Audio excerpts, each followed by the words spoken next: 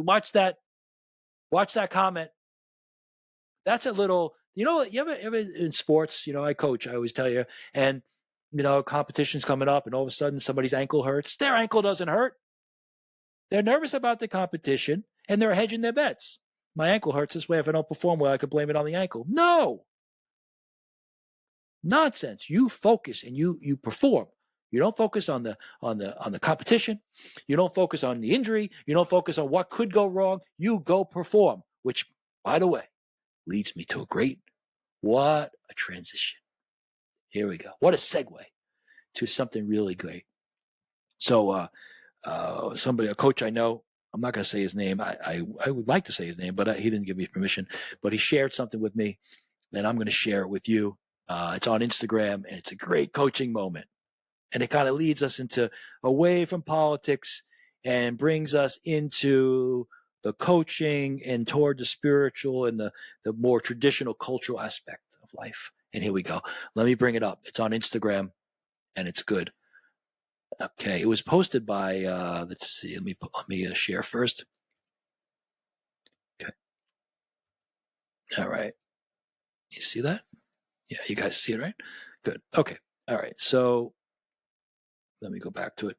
Okay, so it's posted by Ryan Blair, and he posted he wrote this: never underestimate the power of having a great coach.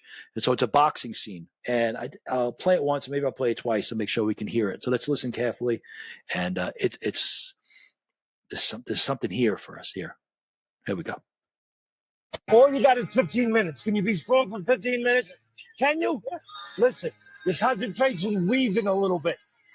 Pick it up. Pick it up. Okay. Don't pull it straight out. Bend your knees and be strong on the inside and go around. Let's control the outside. Look, the fire's coming. Are you ready for the fire? No, we're firemen. Okay. We are firemen. Got it, Coach. The heat doesn't bother us. We live in the heat. We train in the heat. Yeah, let's go. It tells us that we're ready. We're at home. We're where we're supposed to be. Flames don't intimidate us. What do? We control the flame. We control them. We move the flame where we want to. And then we extinguish them. Let's go.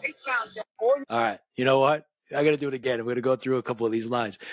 But the guy who sent this to me, he reminded me that this guy actually ends up winning the fight. And so it's really, there's a comment here by Andre Michael. He says, this speech almost made me quit my 9 to 5 with no notice.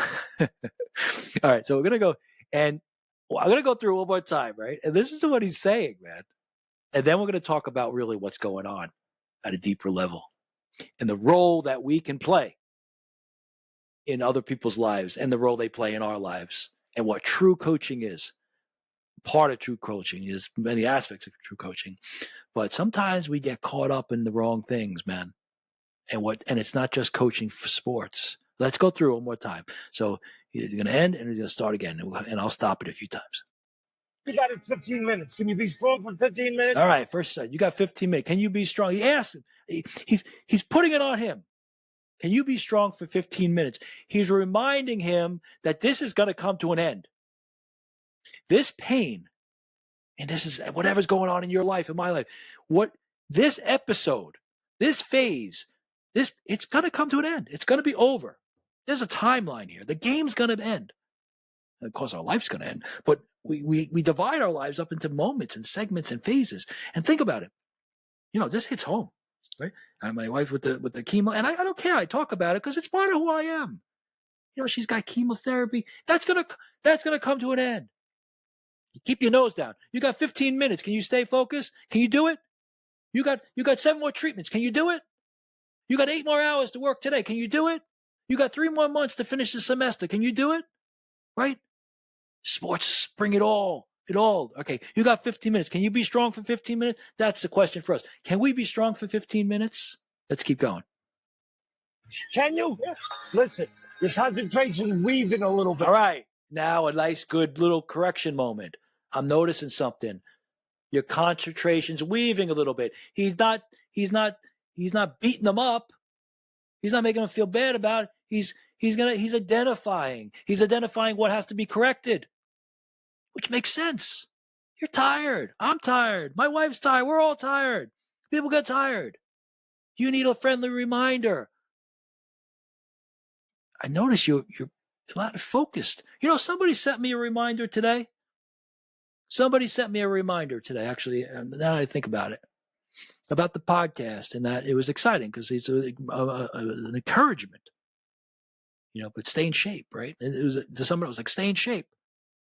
You know, in other words, be healthy. You know, things are growing. It's great. Stay in shape. Good, healthy reminder. Coaching moment. Focus on what makes you healthy. If you're not healthy, you can't help others. If you don't have a sound mind, you can't teach others. If you're not you don't have clarity to observe the culture, how can I talk about the culture in a positive, healthy way? So if I want to do this job, it was his point, yeah, and can continue to do or expand your healthy habits to be healthy so you can continue to do this, which is great. And it's the same. What are you doing? And what do you see in your family and friends around you that you can help them? You can remind them, stay healthy, stay focused, right? I see you wavering. I see you're losing focus. Let's go. Pick it up. Pick it up. Okay. Nope. Pick it up. Pick it up. You see that energy? You can speak life into people. This part of coaching is missing. People are afraid to raise their voices. The Bobby Knight stuff, you know, throwing chairs, and of course, this goes sometimes it's over the top. Never think coaching is about technique. Yes, there's an aspect of it. That's big. That aspect is big. You know, how to put your foot, how to hold your hand, how to do it. Yes, important. I think about Jesus carrying the cross. He had somebody help him carry the cross. He fell, and the soldiers recruited Simon, help him carry the cross. Jesus had somebody help him lift it up. This boxer is having his manager, his coach, help him lift. He's speaking life and power into him. That's what a coach. I think that's the biggest thing a coach does. You fight with them, but he can't go out in the ring and throw the punch. So he's pouring his life force into his fighter. Right? Don't pull straight out. He's do it. Stand up. Pulling straight out. Then you need to be strong on the inside and go around them. All right. Returns to some basic technique, right? Some basic reminder. How do you stay in there? Well, okay. Back to the basics.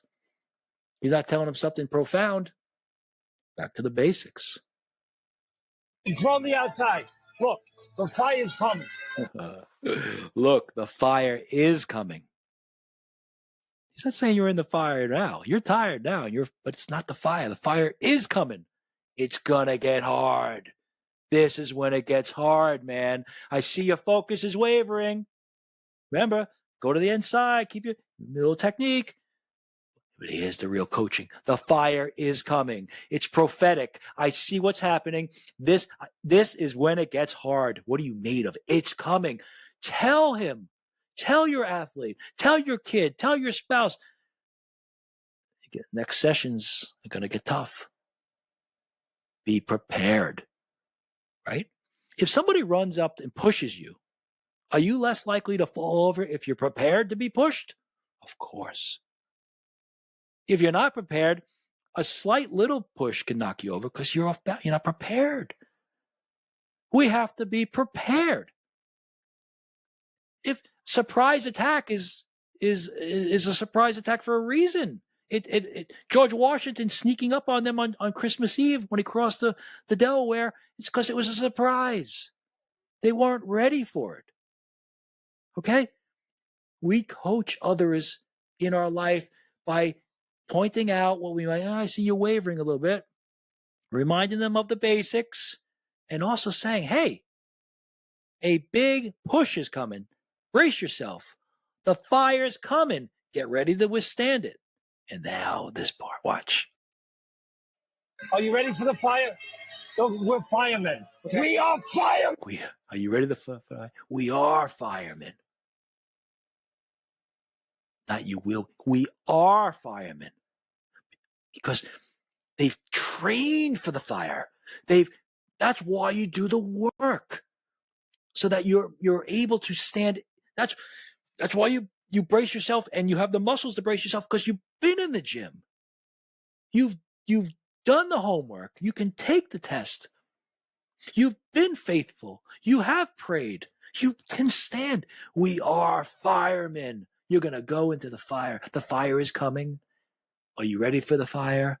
We're firemen. We are firemen. And look at the voice, the power of the voice. Yeah, got it, Coach. The heat doesn't bother us.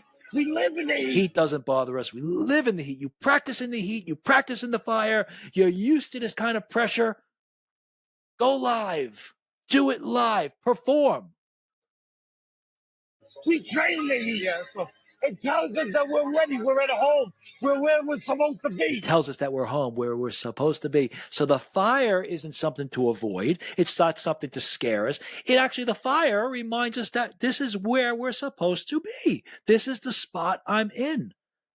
I'm going to have another Bible verse for you, right? Jesus says, but for this purpose I came to this hour. It's John 12:27. It's a great verse for life in these kind of moments.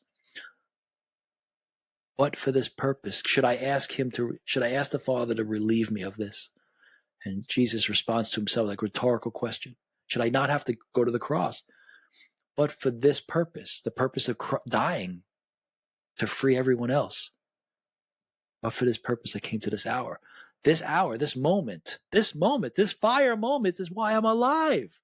The athlete is alive for the pressure. Instead of avoiding the pressure and pretending you have a weak ankle, you thrive in the fire. You want the fire. You want to take the last kick. You want the three-pointer with no time left on the clock, with ticking down 1 second, and you shoot. You want that.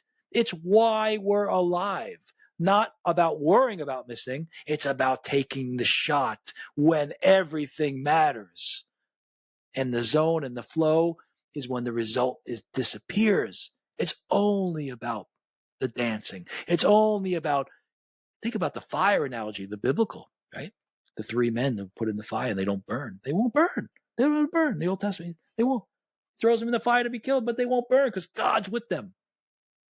It's all connected, man. Flames don't intimidate us.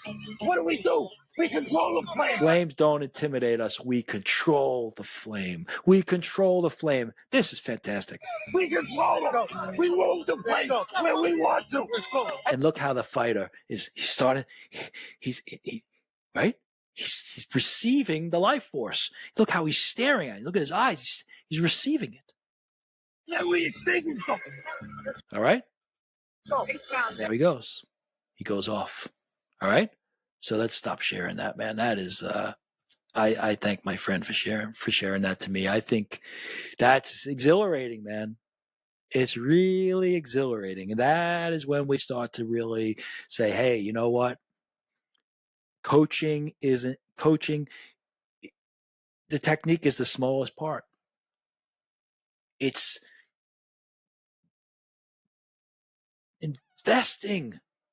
investing your life force into the other person so that they can go perform. It's fantastic, man. And the great coaches always have that.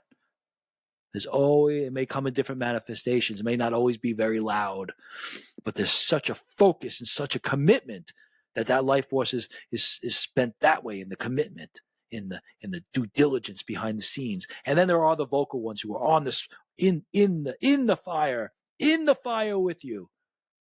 I'm in the fire with you right now. In there. All right. I'm going to end.